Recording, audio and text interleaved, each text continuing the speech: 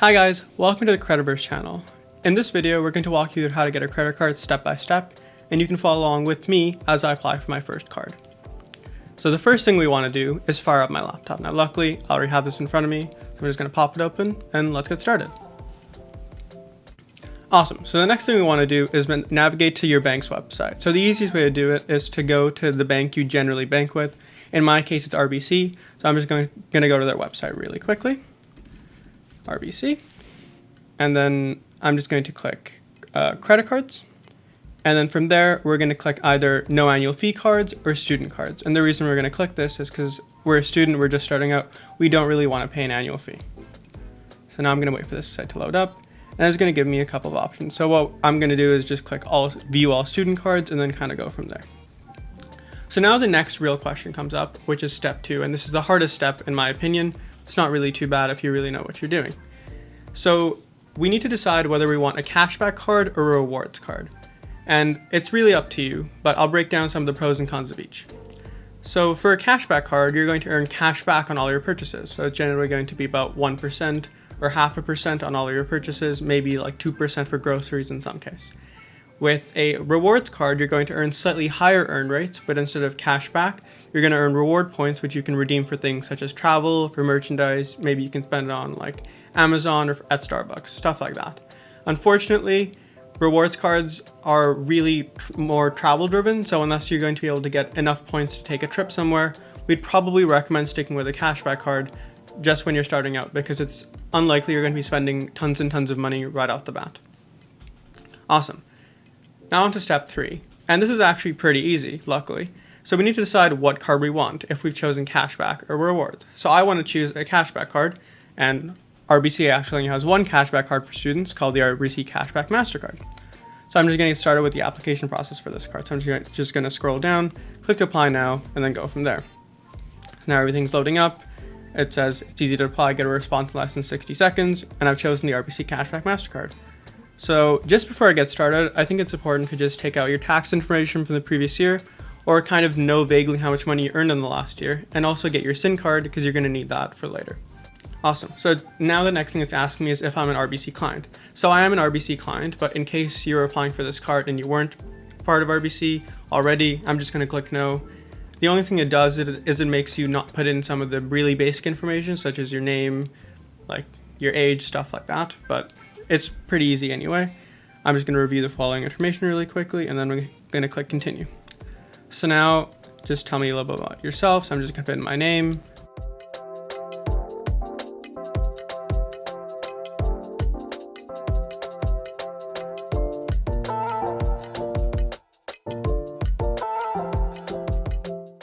Now it's going to ask me what my address is. So I think it's important to just put your primary address down, so where you're currently living. In my case, I don't live at home, so I'm just going to put it in the apartment I'm renting. And then it's going to ask you what your mortgage or rent payments are. If you live with your family, you don't really know what this is, so just click 0. But if you live by yourself, just put in what your rent payment is. I'm going to say I rent my principal residence, and it's going to ask me when I've been living here since. I'm just going to input that data as well. Now it's going to ask me where I lived before. So since I haven't lived in this place for over about 5 years, it's going to ask me what my previous address was, just for identity verification purposes. So I'm just going to put in my old address. So next up, it's going to ask for your SIN number. And even though it says optional, we'd recommend putting it in for your first card, just because it makes it really easy for the identity verification, just because we don't really want to cause any problems later on in the process, and I don't really want to go into my bank's branch for an identity verification if I don't really have to. So this is on your T4 or on your tax return. It's also on your SIN card. We just need to put it in really quickly. And then it's going to ask you what you do for a living. So I'm currently a student, so I'm just going to click student, and I'm not really working. I'm going to click student not working. I'm going to put in other post-secondary. I'm going to go down. It's going to ask you what my specialization is.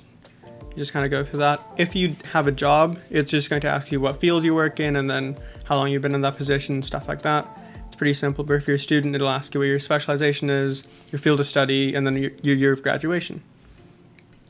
Now it's going to ask you about your income, and now this is where I think it's really important to be honest, just because you don't really want to get caught for lying on your credit card application, especially on the first one, because there's no real minimum income requirement for most student cards.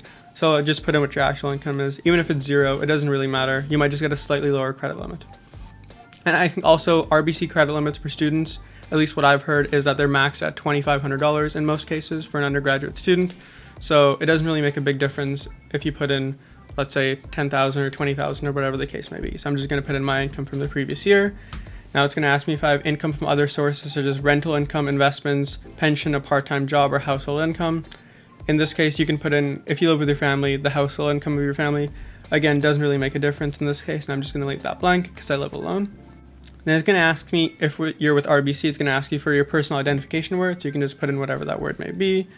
It's important to actually just note this down somewhere in case you're going to need it later on. Now it'll ask you if you want to add someone else to your account. So in my case, I don't really want to add anyone else to my account. I live alone. I don't really share an apartment with someone or share expenses. I'm just going to click no. If you have family, like if you have, for example, a spouse or someone else, you might want to add them to a thing. Awesome. So we're now at the last step, which is just the review process. So it's just going to basically make you go through all the information you just put in. I think this is pretty important because you just want to see if that everything matches up, and then you can kind of go from there. So you just kind of go down, you see your local branch, which is really nice. Mine's pretty close to my apartment. So in case I have any problems with my application, I can just go there. And then now it's the application terms and conditions. You just want to read through all this yourself. It's not too bad, actually. I've read it before, so I'm not going to spend too much time on it. And then the next thing you do is you click agree and submit, and then you're pretty much set. Okay, so in most cases, you're going to get a response back within about 60 seconds to see if you've been approved or not. Sometimes it might just ask for a little bit more information or some more time to assess your application.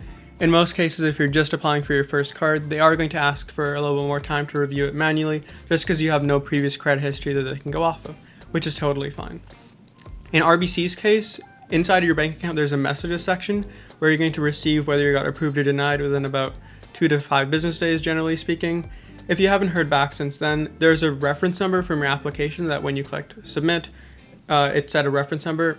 Be sure to actually note that down just in a notepad somewhere and keep it pretty safe so that you can contact RBC within about a week or so, or any bank, if they haven't really gotten back to you since. 1 week later. Okay, so it's been a few weeks since I applied for the card. I unfortunately did not get approved right away. I just had to wait 2 to 3 business days, and it sent me an approval letter in my mailbox on my RBC checking account. And then from there, I was able to receive the card within 7 to 10 business days. So I just got my card over here. I blacked out my personal information for obvious reasons, and we're just going to kind of unbox it together, and then I'll kind of tell you how to start with the card and then get activated and everything like that. So basically, you're going to receive something like this. With the card inside of it. The rest of this, you actually do want to hold on to it because it has some of the warranty information and some more information about your card itself. For me, I'm just going to toss it over there. When you open this up, you're actually going to see your card over here at the bottom, and it would have a sticker on it that tells you how to activate the card. So I actually already activated this, but the number is 1-877-900-5900 for RBC. It'll tell you right over here on the thing, or it'll also be on the sticker on your card. And once you start and activate the card, you can just start using it.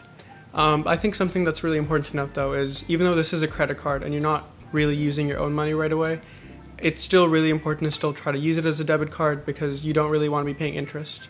And if you want your score to grow really quickly and move on to some of those higher tier cards that have better rewards, it's really important to have that good score, and paying off your card all the time and not spending more than you can or more than you would otherwise on a debit card is really going to help that process. Thank you so much for taking the time to watch this first video. We have a lot of stuff planned for December and then January as well. Some fun tier lists about some of the best cards in Canada and things like that. So you should like and comment and also subscribe to kind of keep up with everything that's going on with CreditVerse and this channel specifically. I hope that this guide was pretty helpful, going through it step by step with me. If you guys have any questions, feel free to put them in the comments below, or you can also DM us at CreditVerse on Instagram, or comment on the accompanying article to this on our site. And we'll see you in the next one. Take care.